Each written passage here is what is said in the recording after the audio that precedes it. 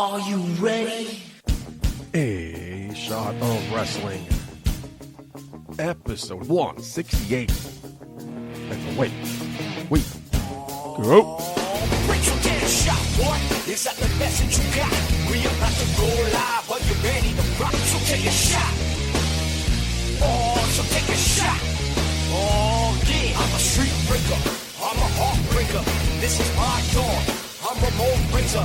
Rick Flair, Nature Boy, about to seek and destroy. It's an SOW. Let me hear you make noise. Take a shot, boy. Is that the message you got? We about to go live. Are you ready to rock? So take a shot.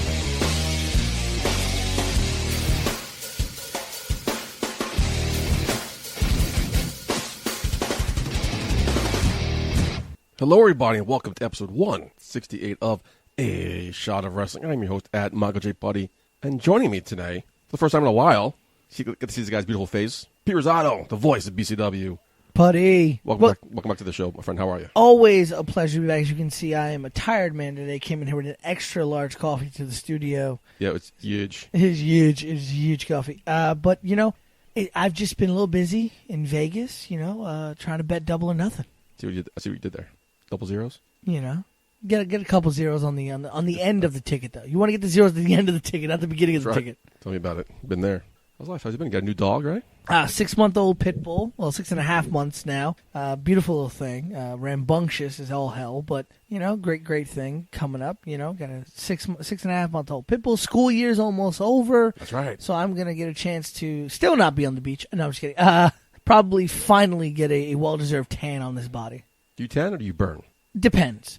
So I use a very special kind of suntan lotion. Mm-hmm. I don't use anything that you buy in the stores. Like really? These. I don't, because you don't know what's in them. You ever read the ingredients on suntan lotion? No. You don't know what the heck is in it, man. Could be zebra semen for all you know, right? If it works. But I use Nature's suntan lotion.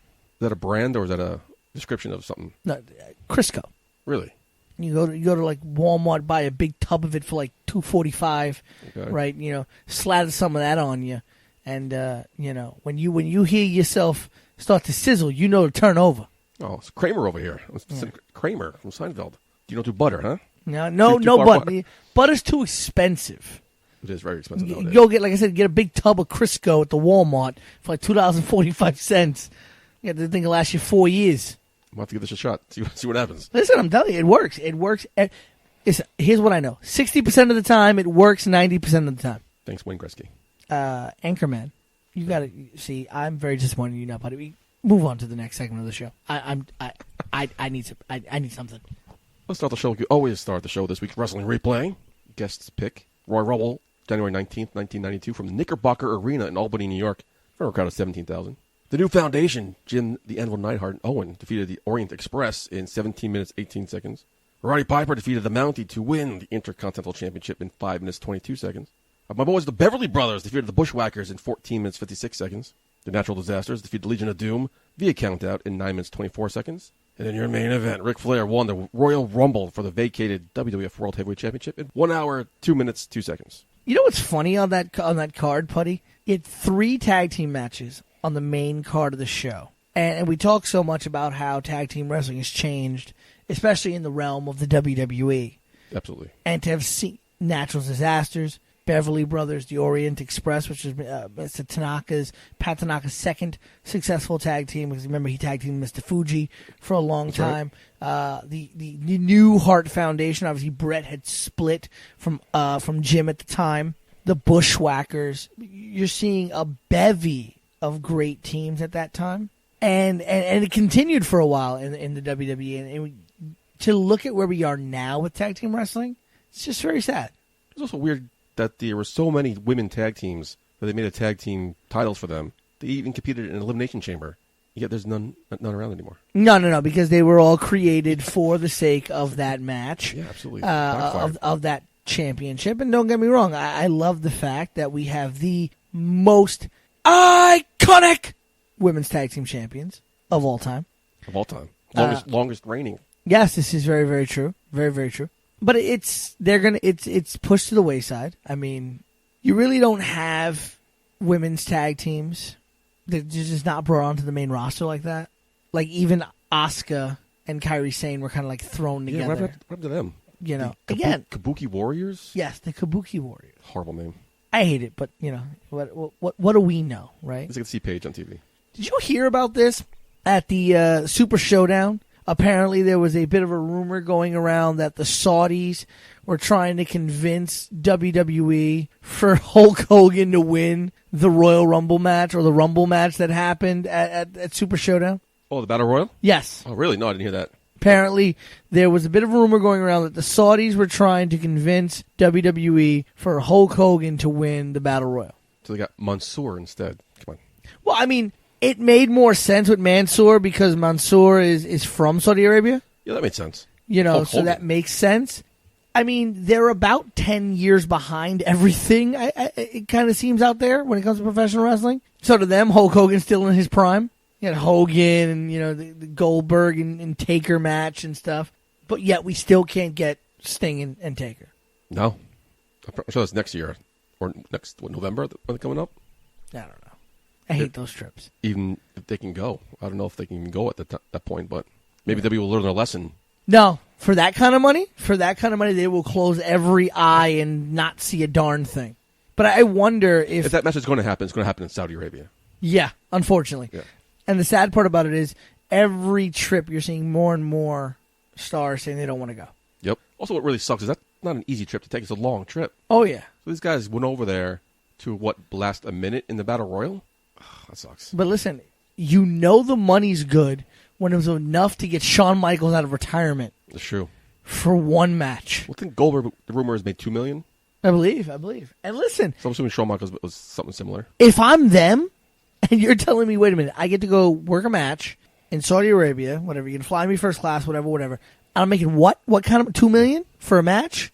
Oh, I'll do it. 15, 20 minutes, yeah. I'll do it. And I don't know if anybody caught it, but when Shawn and Trips took on the Brothers of Destruction, I believe it was the second Saudi Arabia show, there was a camera angle of Shawn and Hunter laying on each other in the corner, and Shawn kind of mouths to Triple H, he's like, we're too old for this. Yeah, basically. We had a lot of ring rust. I mean, Triple H is still in good shape, but Shawn Michaels hasn't wrestled him. Hunter, I mean, that man, I don't think he ever takes a day off in the gym. I don't think so. But I get it, you know, and here's the funny thing. There's a gym in his house. Like, how can he? You now get what Shawn Michaels was saying. Like, there was a point where Shawn Michaels did an interview, and he said that, I don't want to come back and not give the fans the Shawn Michaels that they're going to want and they're going to expect. Mm-hmm. There's an expectation when Shawn Michaels walks into that ring because of the credibility that Shawn Michaels has. Absolutely. That makes sense. And when you get into that ring, the fans and everybody are going to be expecting showstopper. They're going to expect Mr. WrestleMania, the showstopper, and even himself. Shawn says, "That's who I want to be. That's who I want to deliver because that's who I am." And when he figured, "Well, I can't do that anymore. I'm stepping away," and he said, "I didn't want to come back and not be able to do it." And what happened? He came back, and don't get me wrong, it was a solid match, but he wasn't able, I guess, to deliver. But I think that's also why Shawn did it. Because Shawn knew he didn't have to be that Shawn Michaels. That's true. In Saudi Arabia. If this had been like a match at WrestleMania, I think Shawn would have probably turned it down. Yeah, probably. You're a good point. British Bulldog coming in number 1 in the 92 Rumble. And I was telling you this, we were talking earlier before the show, Puddy, about how Bulldog only really spends about 23 minutes in the Rumble. Right, there are about 3 other guys, not counting Flair, who eventually wins the Rumble. But IRS... Randy Savage, and I forget someone else who Roddy Piper, spends a lot more time than Bulldog in the Rumble. But the way that Bulldog carries himself for that 23 minutes that he's in the Rumble, it feels like an eternity is in there. And in my opinion, I remember watching this Rumble again as an adult for the first time and saying to myself that the British Bulldog, in my eyes, made himself a star in this Rumble. Really? You got to remember, the 92 Rumble, if you really look at the names in this Rumble, was probably one of the most star-studded Royal Rumbles from start to finish. I mean, yeah, you had your Virgils, you had your Berserkers, your Herculeses, but look who's starting the Rumble, Puddy. It's British Bulldog and the $1 Million Man, who, by the way, in my opinion, one of the best heads of hair ever in professional wrestling. That's true. It's a good point. You know, that is a great head of hair for the $1 Million Man. I always admired his beard. I never admired his head of hair. Dude, it barely moves. Look at it. It's so great. And there's like no product in it, but it's like super duper curly and long down like the base of his neck, but it doesn't move. It's great. It's like perfect 80s hair. In the 90s. Right. But you look at, DiBiase, Bulldog, Flair, Hogan's in this Rumble, Taker's in this Rumble, Sid Vicious is in this Rumble, Roddy Piper's in this Rumble, right? And that's not even going through everybody on the list that's in this Royal Rumble. And so Savage was in it, Jake the Snake was in it, so Shawn Michaels was in it. So there was a lot that went on in this Rumble in terms of the number of stars that were in it. Let's talk about with you. I recently found out that they wanted to keep the $1 Million Man in character, so they gave him all his money so he can go to a bar or restaurant and pay everybody's tab. Yes. Genius. Actually, very true that they would, Vince would give the $1 Million Man a certain amount of money, and they would tell him to go to different places. And when he would go, he would have to be able, like the $1 Million Man had to keep character. He had to pay for everyone's meal and things like that, which I agree with you, 100% genius. By the way, obviously we have this on very low sound here in the studio, but if you get a chance to watch the 92 Royal Rumble, realize this, probably the best commentary job by Bobby the Brain Heenan, because Bobby the Brain Heenan, from the moment Ric Flair walks into this ring, is so biased towards Ric Flair the entire match, because he's obviously Flair's manager and representative, basically the Heyman for Flair back then. And there's points in the match where, and if you watch it, when Roddy Piper comes in, everybody in this match, by the way, everybody that comes in after number 3, they go right for Flair. Really? Okay. They go right for Flair. And so Piper comes in, and he goes right to Flair. And Bobby Heenan's on commentary bashing. Says, "Oh, he's wearing a skirt. This man's wearing a skirt. You can't trust him." Da, da, da. And then there's a point where I forget who the next entrant is. They come in, and Piper goes after them and stops them from beating up Flair. And all of a sudden you hear Bobby Heenan goes, "I always loved Piper. It's a kilt, not a skirt. It's a kilt." Awesome. And then 2 minutes later, when Piper goes back to popping on Ric Flair, Bobby Heenan back again being a heel. "I never liked this guy." Awesome, yeah. Bobby was the best. And to think, they were doing this commentary from backstage. Were they? So, do you know that that's why it's called the gorilla position? I knew it was in honor of Gorilla Monsoon, yeah. Because that's where Gorilla would do commentary. Oh, yeah, that's right, yeah. Gorilla would do commentary from behind the curtain in what is now known as the gorilla position. That's true. To think, there is no commentary table ringside, there is no commentary table on no ramp or anything. Mm-hmm. Gorilla Monsoon and Bobby Heenan are essentially backstage in what we now know as the gorilla position, watching this whole Rumble on a monitor doing commentary. You know why that happened? Do you know why they did that? I do not know why. I was curious. Well, I think, the idea of a commentator is to be heard, not seen. That's true. Right, you don't really need to see the commentators. And now, obviously, commentary and the commentary tables are used more as a prop. Yeah. Right, they're ringside. Oh, we can break a table. Mm-hmm. That's true. Raw, they're smart. We're going to go all the way up on the ramp and be safe 90% of the time. 90, yeah, if that's. Until someone comes up here, starts breaking our crap. So, Puddy, I gotta ask you, because we haven't spoken in a while. I'm assuming you watched Double or Nothing. No, I did not. You haven't watched it yet? No. I was at a wedding, so I couldn't watch it. And what has stopped you from watching it since? Is it available anywhere? There's a bunch of stuff on YouTube. Oh, YouTube. I saw Cody Rhodes, that cheap thing, breaking the throne. I watched that. You thought it was cheap? I thought it was I thought it was inventive. I saw that sob fest between Dustin and Cody at the end. "You're my brother. I need you to take on the world." Well, you know what that was, right? No, what? So, do you know about the Iconic promo? The Iconics, absolutely. No, everyone knows about the Iconics. You should. No, the Iconic promo in WCW. So, Dustin at the time, had put his name on a contract for a tag team match, and he didn't have a tag team partner. Bunkhouse Buck and Colonel Robert Parker and Arn Anderson, all these guys were kind of like fucking around with Dustin at the time. And Dusty comes back, and there's this big fight, big thing, and then all of a sudden Dusty's in the ring, and he cuts in what, in my opinion, is probably the most iconic Dusty promo. There's Hard Times, there's all these NWA promos, but in my opinion, the best Dusty Rhodes promo was this promo with Dustin, where he basically tells Dustin First off, he runs through everybody, runs through Terry Funk, runs through Arn Anderson, runs through all these guys. And he tells Dustin, he says, I want to ask you a favor in front of God and the whole world, which, of course, is the same line that Cody uses, in front of God and the whole world.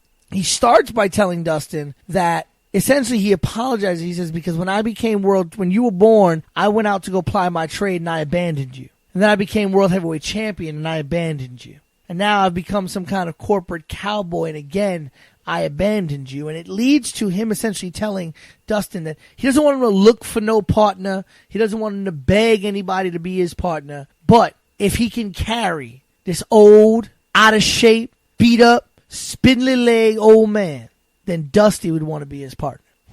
And the funny thing is, the crowd pops. And you would think that's what you want. Dusty, and the only time I've ever seen this in my life, Dusty puts up one hand to the crowd and just puts it down. And the crowd goes quiet. Wow. I mean, deadly quiet. And he goes into this whole thing and he says, his family's in the crowd. The Kennedys of blood, the Earps of blood, the Rhodes of blood. So I don't need no handshake from you to seal the deal. What I need right now is a hug and a kiss from my son. And then they hug in the middle of the ring and stuff like that. And so the Cody Rhodes promo from Double or Nothing now makes sense. Mirrored Yeah. the iconic Dusty promo in many different ways. When he basically said, first off, I have something to ask you in front of God and the whole world, and kind of telling him, I need my brother. Very niche then. Not many people caught on to that. Well, Genius. If you're a wrestling fan, if you're an old school tried and true wrestling fan, you're gonna catch on to that, especially if you're a Rhodes fan. But that's what's great about Cody. Cody is so steeped in old school wrestling.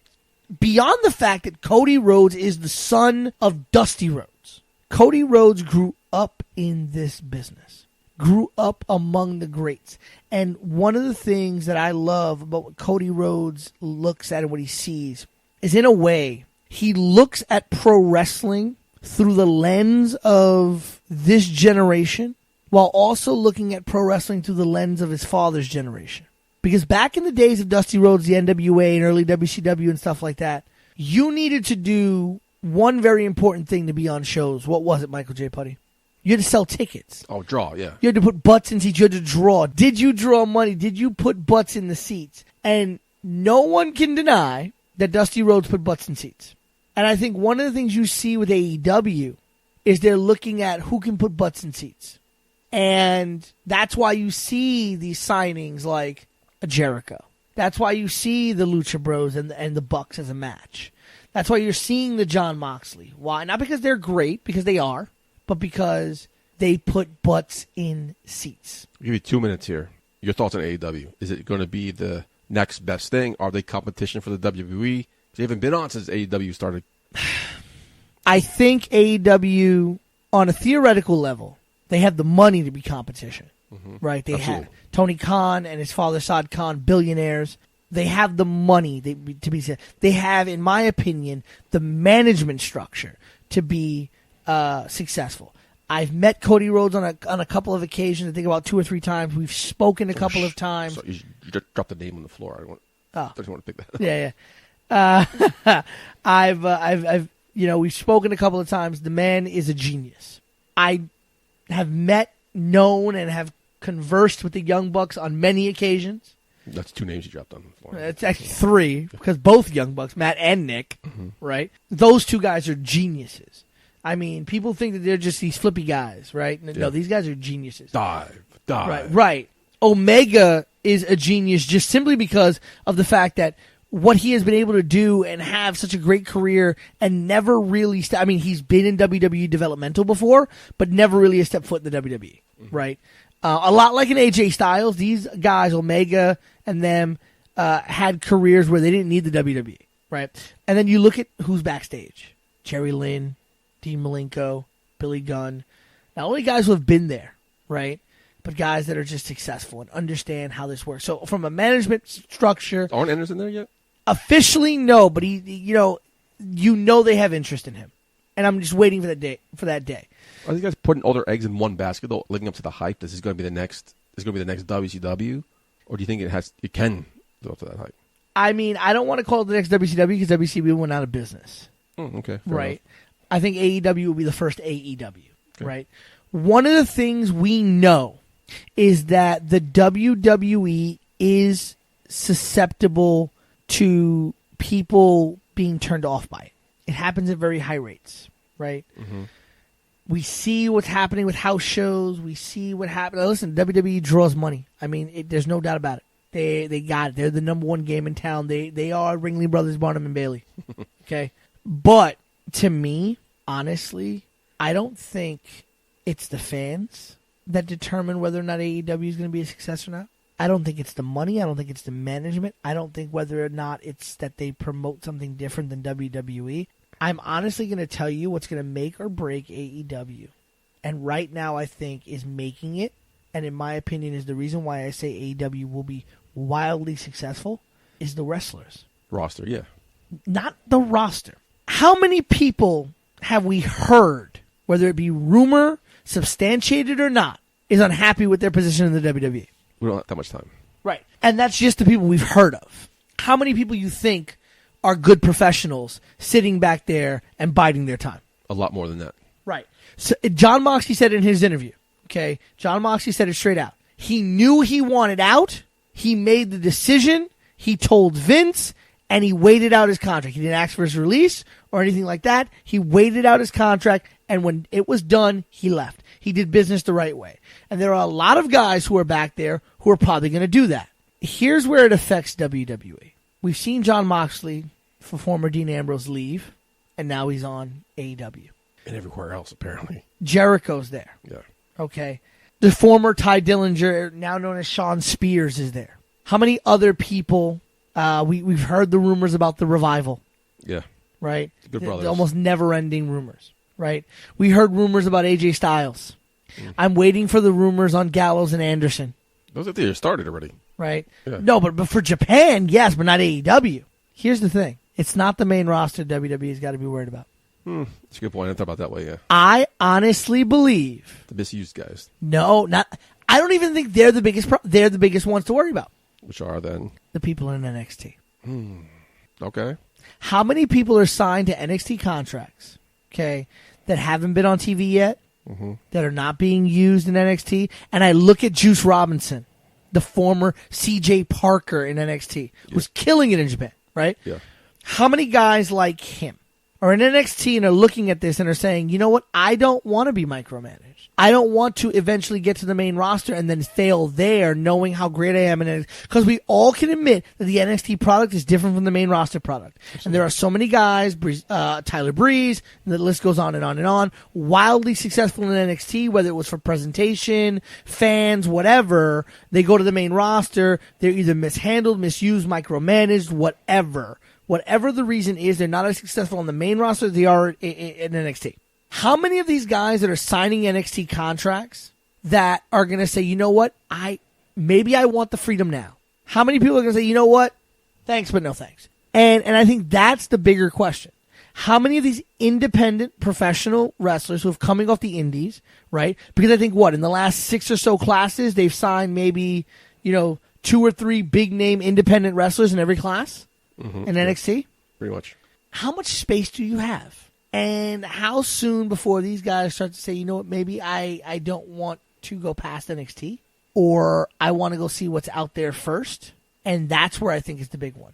Because there is a different beast working the independents. And that is what you see. These guys create their own promos. These guys sell their own merchandise. They have to control their character, create their character, sell their character, everything. And then all of a sudden you're getting to a machine who's taking control of everything. And now you don't get to be yourself. And that's what we heard out of the former Dean Ambrose. He was just tired of not being himself anymore. And so I wonder how many independent guys, how many guys on the indie scene are now no longer going to look at WWE and say that's where maybe the option is, AEW's the option, right? That I think is the biggest thing. We'll end it there because we can talk all night about this and it's way over. Before we get into some news, let's give you a treat. Greenman and I originally found this band out, the B Plus Players. Have you heard these guys? I have not. They do all their music is wrestling themed.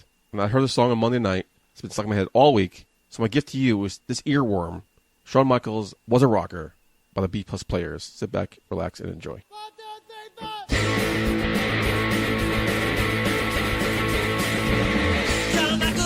Shawn Michaels was a rocker. Shawn Michaels was a real showstopper. Shawn Michaels didn't have a plan. Never gave a damn about anyone else on the roster. 'Cause Shawn Michaels, Shawn thought that he was ready. Shawn said, "Fuck you, I'm out of Cincinnati." Shawn Michaels, he did what he did. Was a heartbreaking someday. Might fight, psycho, say, well, put you through a plate glass window. Put a special through a barbershop window. Put a scrubber through a barbershop window. If they got him where he wants to go. Shawn Michaels tried to make it on his own. Shawn Michaels got beat, a razor Ramon. Shawn Michaels never took the ball. Was a curtain call, he left that to his best friend Paul. 'Cause Shawn Michaels often acted like a weasel. Shawn Michaels had a bodyguard named Diesel. Shawn Michaels lost to his blue. Never had the blue. Someday he might screw job you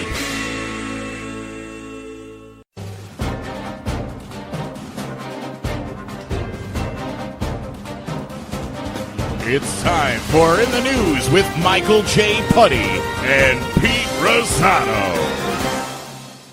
All right, Pete, you ready to get in some news besides you buying some pins? Listen, do not hate on my pin collection. I do not. I love it. I'm jelly. Okay, I'm still trying to figure out what pin to wear on June 28th. I'm sure you'll find one. One? You seen my boards? You saw my Batman board not too long ago. Yeah. Let's get to the news. The good news. Wrong words, my friend. Not the type my bank account doesn't like. Shortly after his match against Finn Balor, we learned the news that Andrade's mother passed away. I mean, it's kind of awesome that she hung out to watch her son. One of his highest matches of his career, in WWE anyway. Andrade's great. And my condolences go out to Andrade and his entire family. I could never imagine what it'd be like to lose your mother, especially knowing that you're halfway across the world. Yeah. At the time that it happens, like Imagine that. you'd want to be able to just drive home at that moment. So I feel bad for Andrade, and the one thing I will always say, we can always say the WWE is great at, is I know they're gonna give Andrade as much time as he needs. Oh, hell yeah. And on the news, Velveteen Dream, the star known as the Velveteen Dream. Say his name, Michael J Puddy. Velveteen Dream took to his Instagram to defend Vince McMahon against criticism he has been receiving as of late, saying, and I quote, "Let's play a game. Is it fair to critique Vince McMahon? I mean, after all, WWE is a form of entertainment. You do know WWE is a TV show, right? WWE is a TV show put on cable and network TV by who, you ask? Vince McMahon. Evil boss on-screen, director off-screen. Point is, when TV sucks, is it because the actors, entertainers, and stuntmen failed to entertain you?" So he's kind of putting the blame here on the actors, entertainers, trying to defend Vince McMahon here and creative. Do you agree with him, or like who do you think is the blame for the current lackluster product of the WWE right now? I'll tell you who's to blame, Kevin Dunn. But we'll get into that another time. I think there's a lot of blame to go around. It's hard to know where the story lies, where all the blame lies. We hear a lot of stories that creative, 100 great stories and great ideas pass Vince McMahon's desk every day, and Vince McMahon decides, oh, well, I'm going to go this way. We're writing TV while TV is on. Yeah, they rewrote Raw as Raw was on the air to account for the NBA Finals. Right, and so I feel like that's the biggest problem, right? You're so worried about accounting for everything else without just accounting for the one thing that matters, which is the fans, which is really weird because the last time we saw the McMahon say, we're giving it back to the fans, right? Yeah, what a joke that was. Right, and I think that's the biggest problem. We forget to account for them. I think it's a trickle-down effect, right?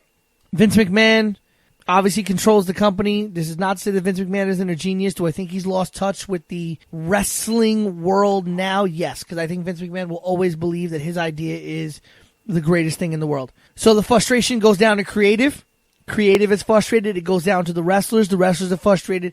It shows in the product, and that makes the fans frustrated. I talked about it either last week or 2 weeks ago. Do you think Vince McMahon is complacent? Like he was a genius. He he won the Monday Night Wars. Right. Then he had no competition for almost 18 years. Do you think he's like, all the shitty ideas he came up with, people accepted because what are they going to do? Now, Well, yeah. I mean, the biggest thing has always been, we were just talking about this. As shitty as WrestleMania has been the last couple of years, what has it also still always done? money. Sold out, right?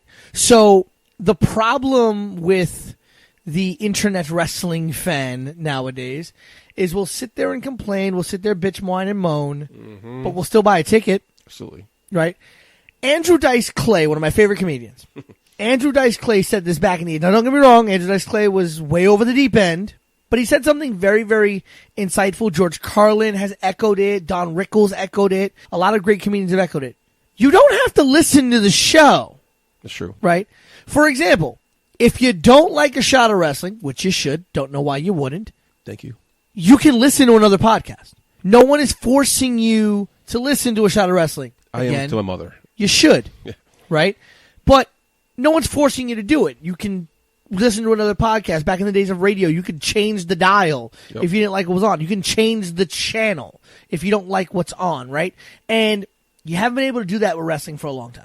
And unfortunately, people aren't doing it. You're not changing the channel. You can with Impact. Why isn't Impact on the same... It's not the same day. It's also not the same level of Neither thing. is AEW. It's harder. It's harder to find the product. The WWE Back in is the on day, a it was massive cable channel. It's been around. It was on Fox Sports. It was on Spike TV. And people also color the rest of wrestling based on the WWE. Because all they know is the WWE. It's true. Right? So, TNA is going to be just as bad as the WWE, whatever. Or you get those people who think wrestling's fake, right? And they come on and say, well, wrestling's fake. And you see you watching wrestling. Oh, well, that's already fake. Well, why do you think it's fake? Oh, WWF. And come on, man. Like, seriously? Yeah. But I think that's the biggest problem, right? Vince has gotten to that point where it's just like, literally, I feel like Vince looks at everybody and says, well, what the fuck are you going to do? Yeah.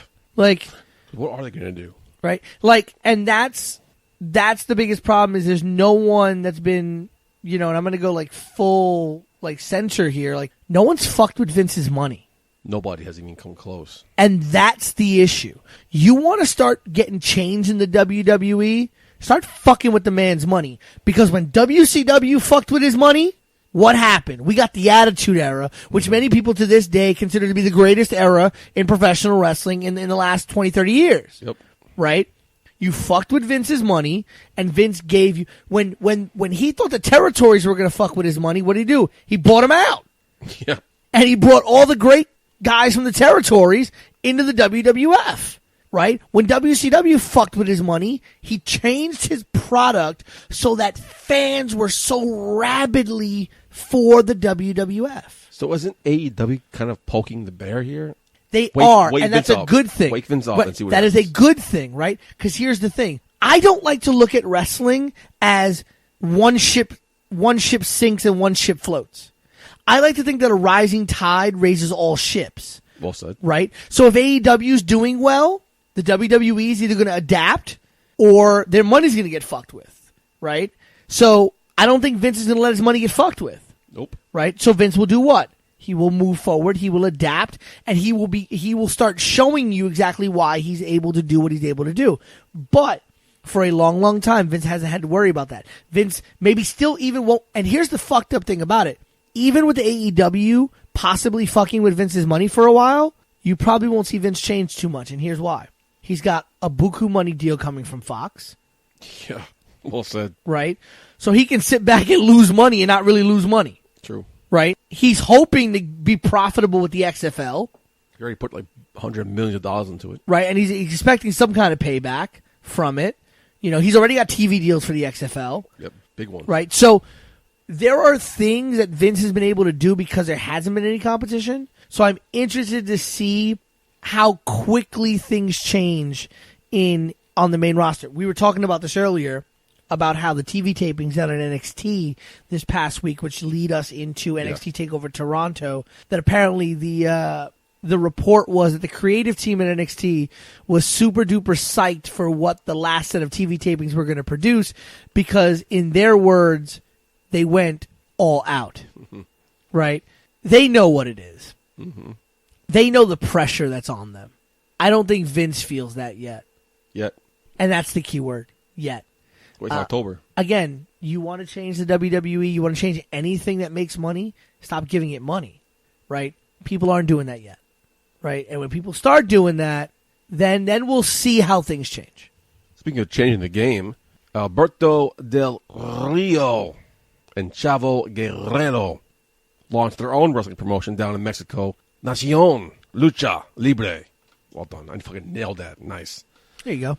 The new promotion was announced via press conference this past Tuesday. It will host its first show in Mexico City on July 11th. Now, not only Del Rio Guerrero, but several former WWE superstars have signed to the brand, including MVP, Ricardo Rodriguez. Del Rio has hinted signing a couple of current W talent. So why aren't people losing their shit about this Nacion as they are with AEW? Should Mexican like AAA? That's the thing. Again, it's it's a foreign company. It's in Mexico. Even New Japan, which had some of the greatest wrestling in the world for years, people weren't as heavy on New Japan as they were with WCW, TNA. There were more people. There were probably more people stateside watching TNA, and I'm assuming this year than they were watching New Japan Pro Wrestling. That makes more right? sense. Yeah. Even though New Japan Pro Wrestling was putting on some of the best wrestling in the world. Yeah. Right. And so I think that's one part of it. It's a Mexican company. I also think because... Do you think the Mexican companies are worried about this? I also don't think so, unless you start seeing guys who are in the prominent positions in the Mexican companies probably want to go there. Here's my thing. I think the difference, again, is who on that roster moves the needle. I think MVP's great. Yeah. I think he's a great wrestler. I've met him once. I've seen him at an independent show here in New York, and I saw the way that he worked with a lot of the younger talent. Great dude. Does MVP still move the needle? Right? Does Chavo still move the needle? Does Del Rio still move the needle? Right? That's the bigger problem. Good point. Okay. Do you count All In as AEW's first show? I count it as AEW Jace. Okay. I count it as AEW Jace. Without it, I don't think you get AEW. I think the idea doesn't go further than that. Mm-hmm. But All In kind of takes it there. But you look at what they did outside of the management structure, then you get people like a Sonny Kiss, who was making waves in Lucha Underground, obviously on the independent scene. You get guys like Orange Cassidy, the Lucha Bros, Best Friends. By the way, probably the biggest thing for me at Double or Nothing was Super Smash Bros. Right? The tag team that people were chanting, "Who are you?" Yeah. Right? There was Super Smash Bros. They worked the States, a lot of great tag team matches, incredible tag team. And for them to now be back in America for AEW. So these are people and teams that move the needle. And think about how they ended their show with John fucking Moxley, bro. Dean Ambrose, yeah. John Moxley. Dean Ambrose, yeah. Laying out Kenny Omega and Chris Jericho. By the way, quick pivot. So I don't know if you've been seeing the build for this John Moxley-Kenny Omega match.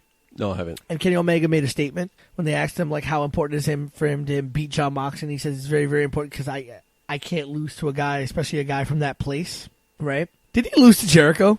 Yeah, I think he did. Is it Jericho from that place? I think so. So I was just kind of caught up in that logic. I was like, Kenny, oh, Kenny, so cute.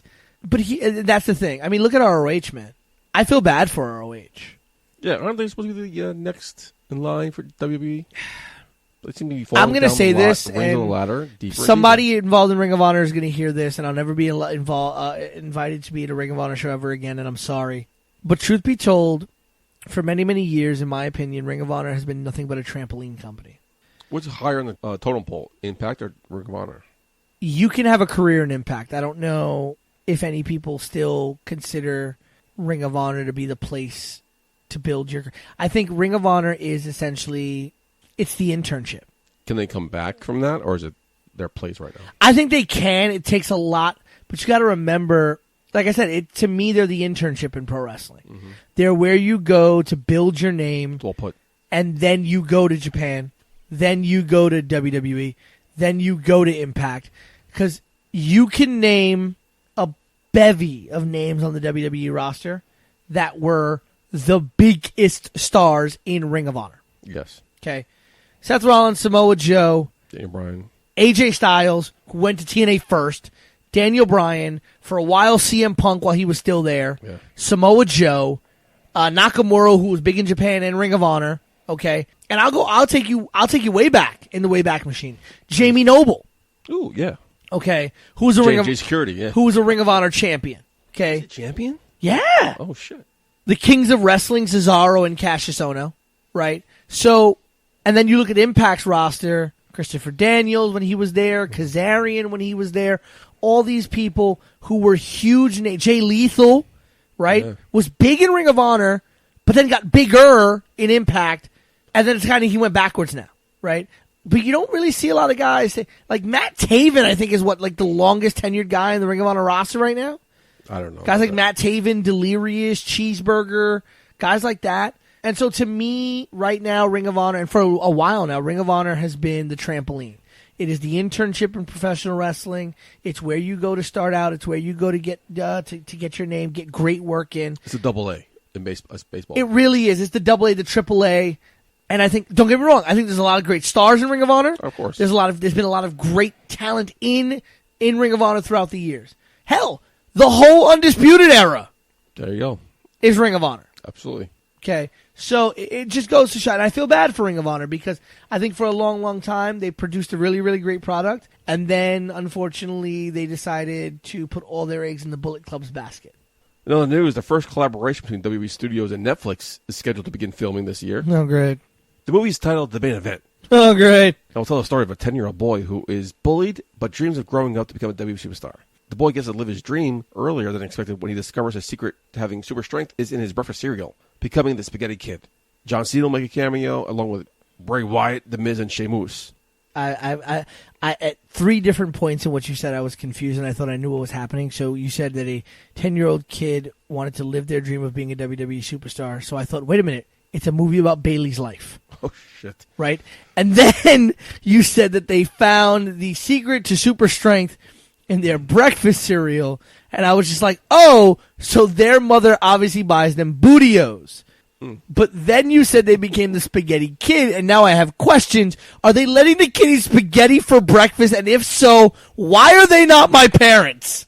Tune in to the Spaghetti Kid on Netflix coming up later this year. W Studios has been working with Netflix to develop new original feature films. I still feel like this should have been a movie about Bayley's life. How do you feel about W Studios moving to Netflix? Because most of their latest, if not most of them, were straight to DVD. No one watches or buys DVDs anymore, so I think this is the next logical move for them. So I think it's a smart move. You know who would have loved WWE Studios? Blockbuster. Well, absolutely. That's again, they're not around anymore. They'd have their own section. Yeah. The Marine 1 through 7. I'm waiting for that, by the way. The Marine 1 through 7 box set. I want it badly. Me too, man.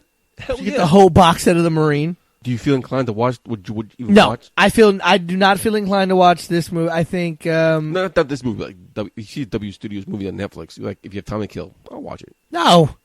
First off, because I don't have Netflix. You know Netflix? No, Really? yeah, I don't have Netflix or Hulu. I don't have Hulu. I just I don't have Netflix either. I have an ex-girlfriend's Netflix, but she never changed the password. So I The still use it. reason being because I don't believe in paying for something when I don't have complete control over it. So if I'm going to pay for Netflix, then I want to be able to watch whatever I want to watch whenever I want to watch it. And Netflix has a Basically. very crappy selection, in my opinion. And so to me, I'm just like, so why am I giving you my money for a crappy selection? Crappy selection. Yeah. They have a bunch of great shit on there. I subscribe to the Showbox train of thought. So I have an app on my tablet called Showbox, and I get to watch what I want, when I want, for free, anytime. Not like Cody. Kodai's for it's like an app for like your Fire Sticks and stuff like that. So Same similar. similar, but a lot less tenuous. Tedious. Sorry, the word was tedious, not tenuous. Tedious. That's all the news I got for this week. Earlier, I played you the B+ players earworm that was Shawn Michaels. Are they related to the B team? I don't believe so. Maybe if they are twice removed. Could the B team get entrance music from the B+ players? Oh, I believe they can be. That would be great. I'll get the B+ players on the show, so if there's an agreement about booking them, maybe do an interview, maybe do a customized piece for Michael J Puddy, maybe Pete Rosato. Listen, I'm all for it, man. But they have a song about Roddy Piper, That man's a god. which I want to play for you as well because there's so much songs. But let's start with Roddy Piper, so take it away.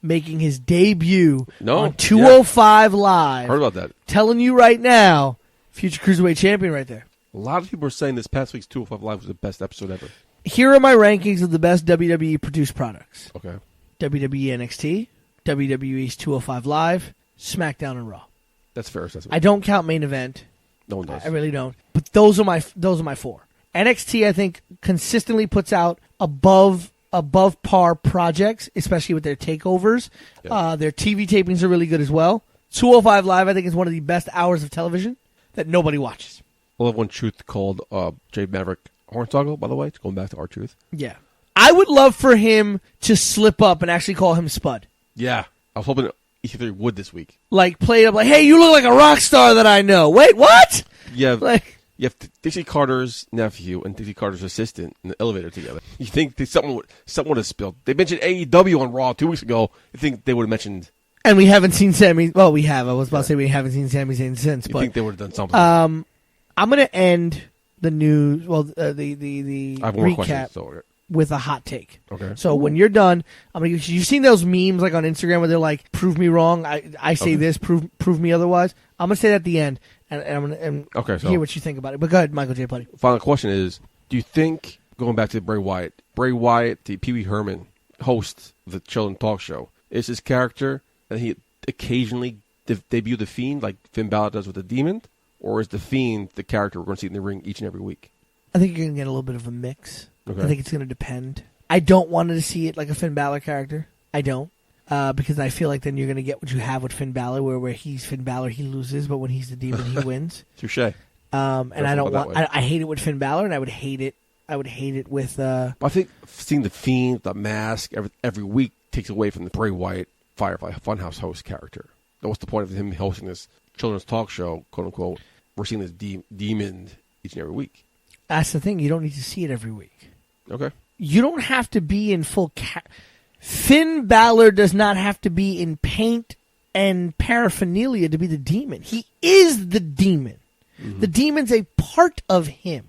Why can't the Demon come out mid-match, right?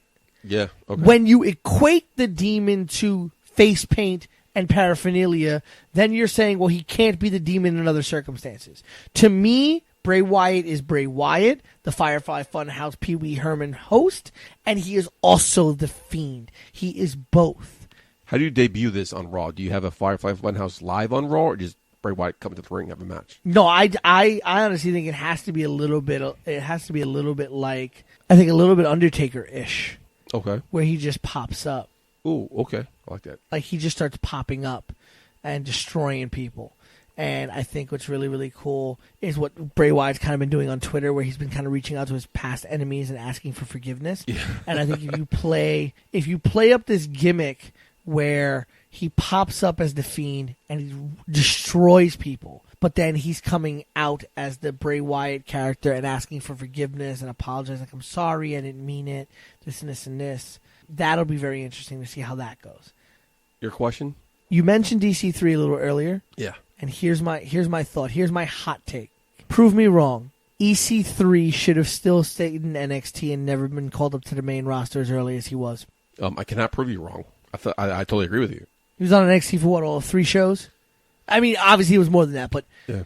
Apollo Crews, who just got, at the last set of tapings, just made an appearance back there. We've seen Tyler Breeze go back. A lot of these guys who I feel like Tyler, I felt was called up at a good time, but I also felt like Tyler should have gotten a run with the NXT Championship. That was the biggest thing. I felt like he should have gotten a run with the NXT Championship. I felt he got called up at a good time. Apollo Crews shouldn't have been called up as quickly as he was.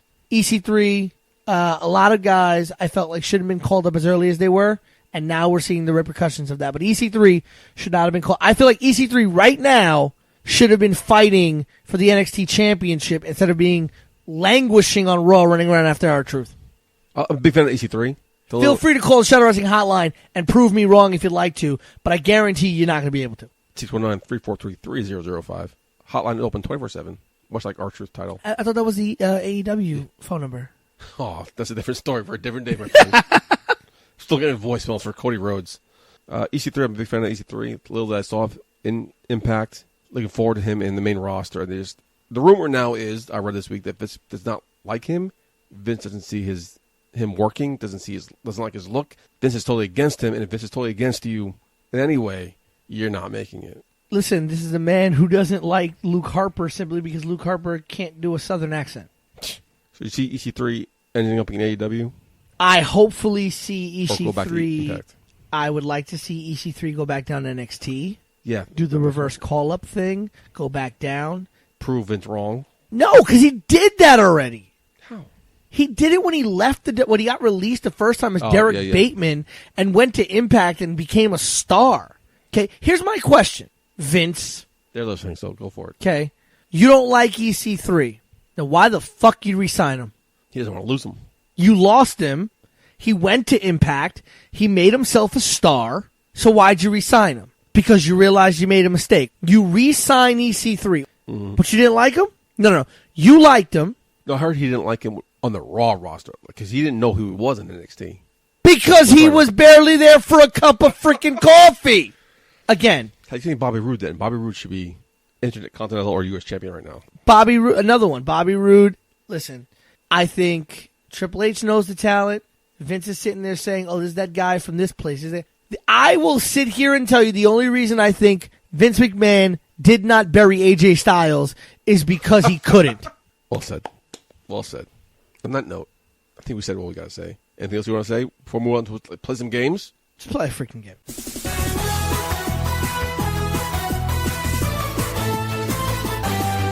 It's Games with Michael J Puddy.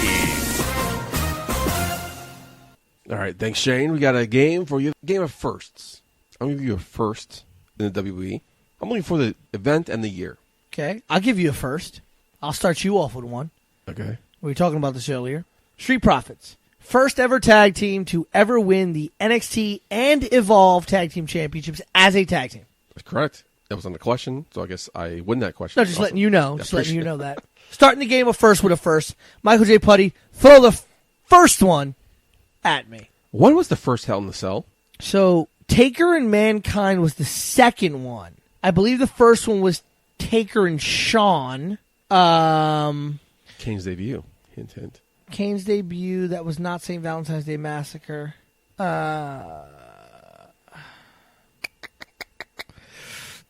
I'm going to say this had to have happened in the late 90s. Do you remember what the Shawn Michaels Undertaker match stipulation was?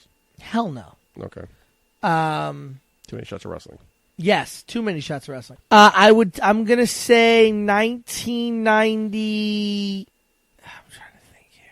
Because it's definitely happened in the WCW years. While we're listening, he's won the last two games he's played, so I'm trying to stump him here. Right. I'm going to say 97. Okay. I would say 1990. I'm thinking and I'm assuming, and I think I'm off by a year or two. But it can't be 90. I know it's not before 96, and it's not after 99. Do you have the event name you want to throw at me? I don't. Okay. Because I know it probably wasn't named Hell in a Cell because it was the first time that match ever happened. Correct. And I don't. I think I'm confusing St. Valentine's Day Massacre with something else. I think that was the night the Big Show made his debut. That was. Yeah, so, yeah, I'm going to go with 97, and I don't know the name of the event. Bad Blood 1997. Ha-ha!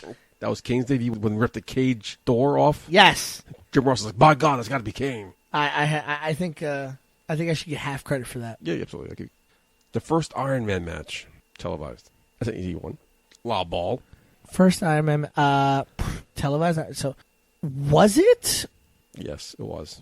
Come on. Austin Brett with Shamrock as a special guest ref? No. Okay. WrestleMania 12, 1996. Bret Hart versus Shawn Michaels. Ah! I knew it. I knew it was Brett and Shawn, and I said no. Damn it! I second guessed myself. All right, go ahead. First TLC match. Oh, that's the triple threat. Yeah. That's the Hardys, ENC, and the Dudleys. First one took place it had to take place at a Mania. Year? I don't know because I can be very bad with years, but I definitely know it was a triple threat tag team TLC match between the Dudleys, Edge and Christian, and the Hardys at a WrestleMania. I'm going to take a shot in the frickin' dark of wrestling, yeah. Right? And say WrestleMania 17.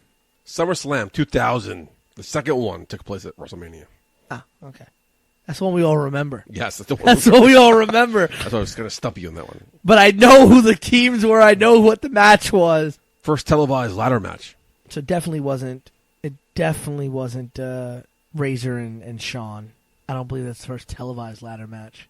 But I don't know when the first one on TV was, because TV doesn't necessarily mean pay-per-view. This question means pay-per-view. So then I'm going to go with Shawn and Razor for the Intercontinental Championship, and I'd be wrong. You're right. Okay.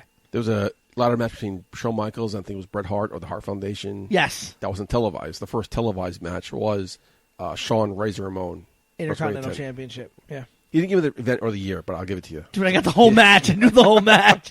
Just tell you the damn finish. So you're 2-2. I'm 2.5 and 1.5. I'm rounding it up. Okay. The first Elimination Chamber match. Event and the year, please. Don't know the event, because again, I don't believe it was called Elimination Chamber. Eric Bischoff debuted it. Yes, he did. He debuted a lot of things. Some HLA. Honestly, I'm going to tell you this one I don't know. Really? I honestly don't know. I don't even think I know. Shawn was in it. That's all I know. The Brown Pants, yeah. It was Survivor Series 2002. Shawn. MSG. That's the one Shawn won. Right. It was the first one. All right. I'm 2 and 3. The first Money in the Bank ladder match. Kofi Kingston, Shelton Benjamin. No, this was the Big Star one. I think the first one was the Big Star one. Event and year, please. I believe the first Money in the Bank was at a Mania. That is correct. It was at a Mania. I would say we're at 30. Last one was 35. Correct. Last Mania was 35. So I would say WrestleMania 24? 2008. Both wrong. WrestleMania 21, 2005. That was off by 3 years. Yeah. Okay. But I know it was at a freaking Mania. So you're at 2 and 4. Yes. The first Inferno match. That was Kane and Undertaker. Yeah, event and year, please. Was that in your house? No, stop. I missed those days. I don't know the event, and I would say the year was probably 99. Unforgiven, 1998. I didn't think it was. I didn't think. So here's the funny thing. I didn't think it was a year after to the Hell in a Cell. I thought they gave it a little extra build. So you're 2 and 5 right now, right? 2 and 5, yeah. All right, you need those. And I'm fine with that because I know most of the ancillary details that would tell the story. The very first blood match. Bruiser Brody versus anyone. I'm sorry. I can't argue that. Right. My reporting has this on WWE television.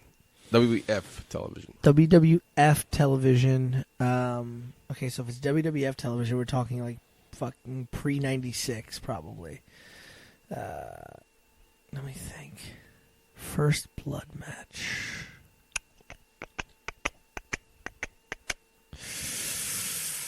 I'm going to assume that it was the Austin McMahon match. I would assume, but I'm not sure. Honestly, won't be able to tell you this one. King of the Ring, 1998. Interesting. The first Last Man Standing match.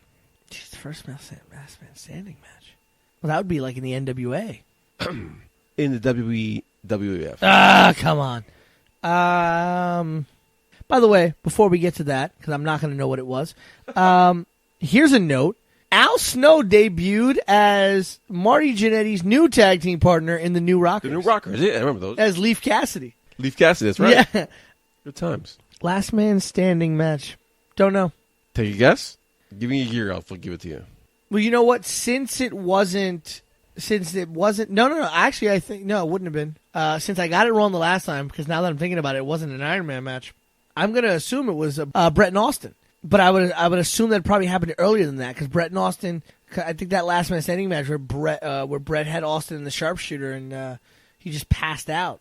That was WrestleMania 13. Right.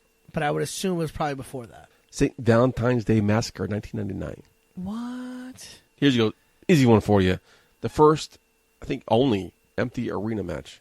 Oh, that was at the Super Bowl halftime show between Mankind and The Rock in an empty arena, and it was fantastic. I watched it instead of the halftime show. Me too. Do you have a year? I do not. 1999. I'm very proud of myself that I finally stumped the Grand Wizard that is known as P Rosato. You know what it is? It's a lot of the firsts aren't super duper memorable. Exactly. Right? Like, don't get me wrong. The first show of Shawn Wrestling, no one remembers. Oh, my God. I think I have it archived somewhere. But even when we were talking about the first TLC match, everybody remembers the second one. Exactly. And everyone thinks that that's the first one, right? People forget it. People think about, I think the one that sticks out is the ladder match between Shawn and Razor. That was the first one, though. Right, but that's the one that stands out. Yeah. Right? I thought the Hell in a Cell, that was the first one, too, when the Kane debuted. Right, but again, what does everyone remember? Everyone remembers Mankind and Taker. And people will forget that there had already been a Hell in a Cell match prior to that. A couple of them. I think it was the third one, yeah. No, I think that was the second one. Was it? Oh. I think. That was the game this week. Pete, let's talk about while you're here. BCW Summer on Smash coming up. Right around the corner, about 2 weeks away. June 28th. Break it down for us, buddy. Well, we've talent announcements have been going out. We have a bevy of talent coming in for our Summer on Smash event back in the Bronx, New York at St. Helena's. Beautiful venue. Obviously, if you were there at the anniversary, you saw Darius Carter retain his BCW World Heavyweight Championship against Austin Theory. You saw Faye Jackson defend and retain her BCW Women's Championship against Sumi Sakai. So we're going into Summer on Smash. Our champions are still champions. The Ugly Ducklings have said they want to see tag team titles in BCW. Okay, so from what I've heard, that might be forthcoming soon. Couple of things that are coming up. So this show will be released after the announcement is already made. So it will break technically chronologically online before here, but technically in terms of when we're doing this show. I'm saying it for the first time here. We have confirmation on the main event. Which is? Darius Carter will be defending the BCW World Heavyweight Championship against the debuting savior of pro wrestling, none other than the master of death by elbow himself, JT Dunn. Nice. And it's been a labor to get JT Dunn, a very, very, very busy man. If you caught the Impact tapings at the Melrose Ballroom this past week, JT Dunn was there, and a great, if they keep him, that'd be the best decision they make. But I'm scared for Darius. I mean, he barely got past Austin Theory, and JT Dunn's no joke. We got former Impact star, Mae Young Classic, and Telemundo star. If you watch Contiendes on Telemundo, Marty Bell coming back to New York, a New York girl coming back. Faye will be defending her championship. And the big news, and we already have 2 confirmed competitors, Michael J. Puddy. The Monster Match returns. That's what I'm asking you about. Yeah, okay. The first qualifier takes place at Summer on Smash, and we already have 2 official entrants, TJ Marconi and Astro Morales, the Puerto Rican powerhouse and Public Enemy #1. Good friends. But they will have to become very bitter enemies very quickly in the Monster Match. You have been there for the King of the Monsters tournament the first year, and you saw how quickly those things turn chaotic in the ring.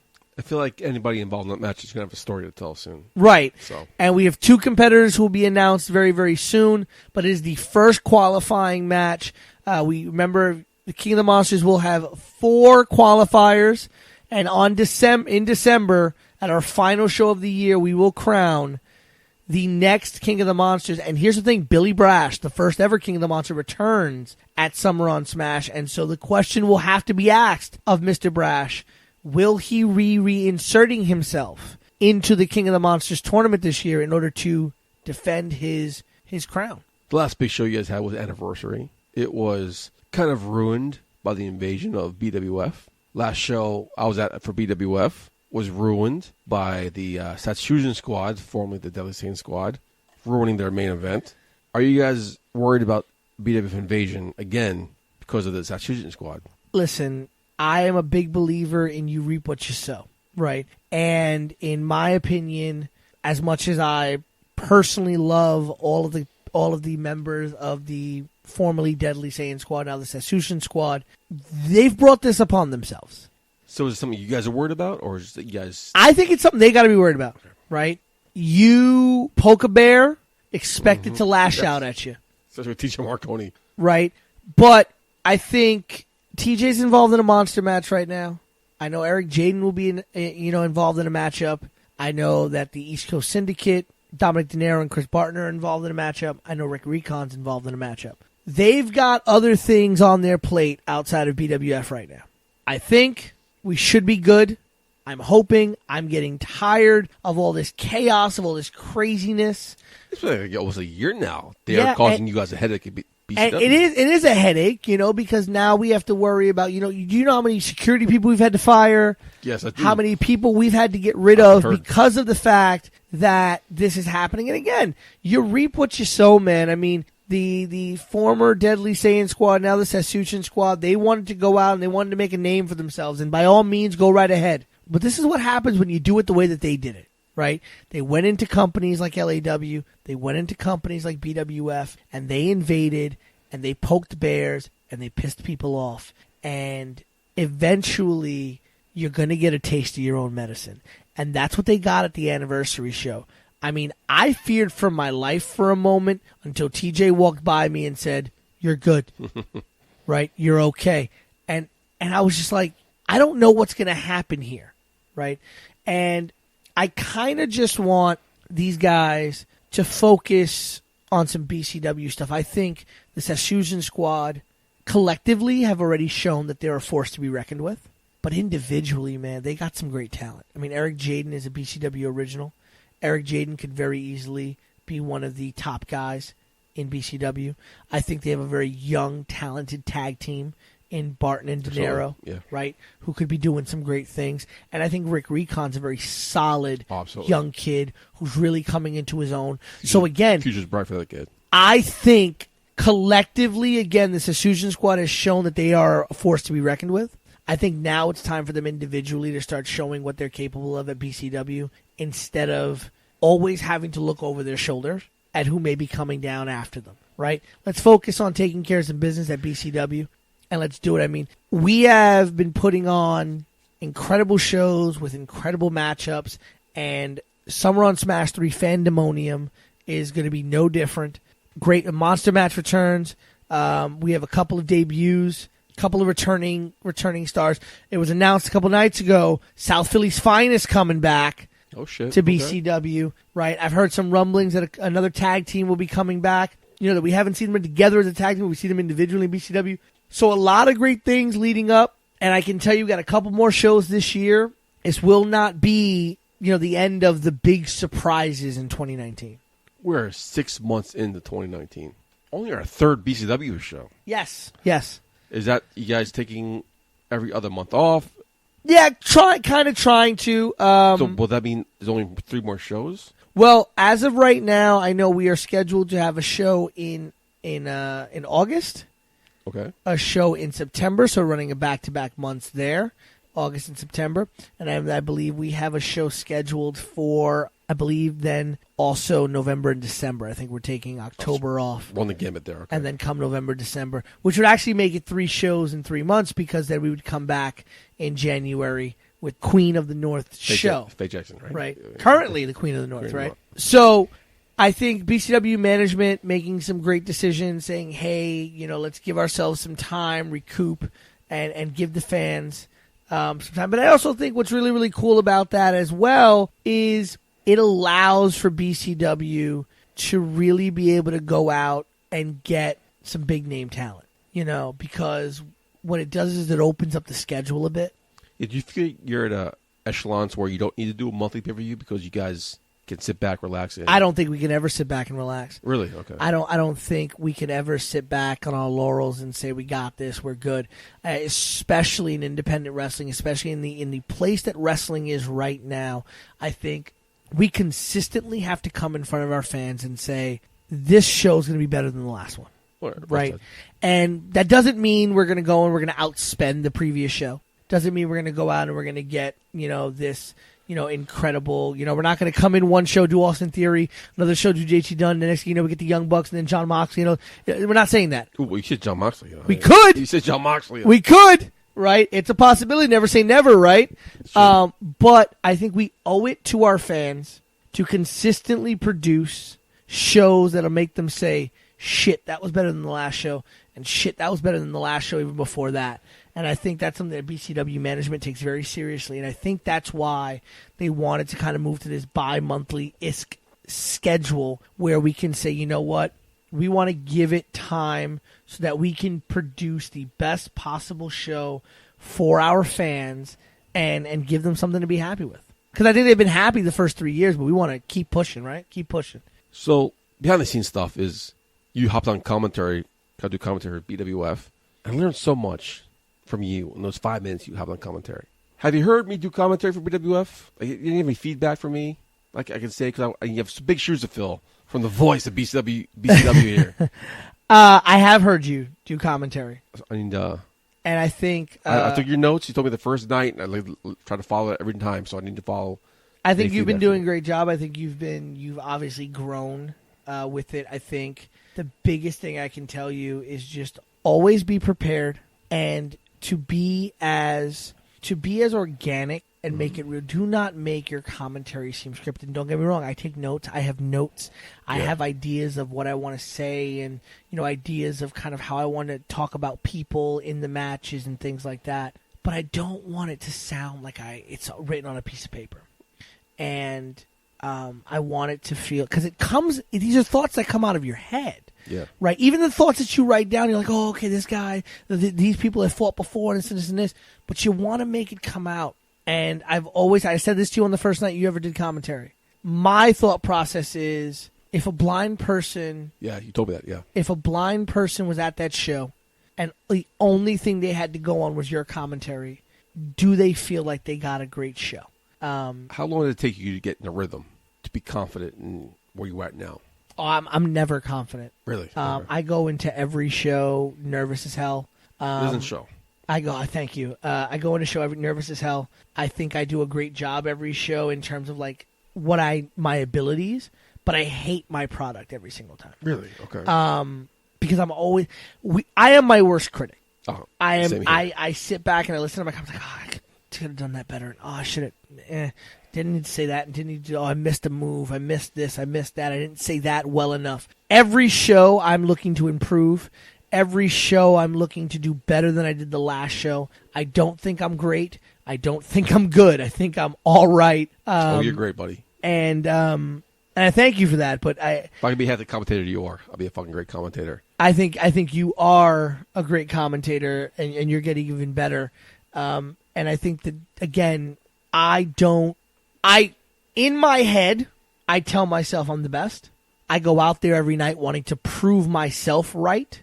But every night after the show, I sit there and I realize how far from being the best that I am because of how much I can improve. I look at every show as an opportunity to improve, and I cannot tell you how valuable it is. Every time I have met a commentator, I don't care who it is, I ask for advice. I've asked for advice from the commentators from Shine Wrestling. I've asked advice from the commentators from Evolve Wrestling.